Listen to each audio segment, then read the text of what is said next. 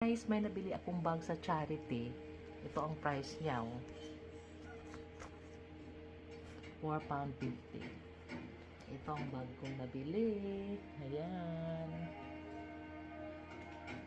Ayan, may tatak din sa zipper. Tapos, meron din siyang tatak sa loob. Original talaga, guys.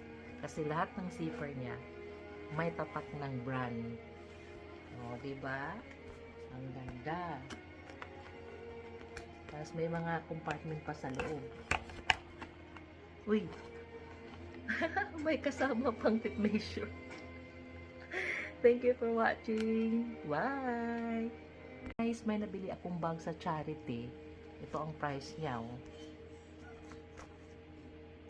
£4.50. Ito ang bag kong nabili. Ayan.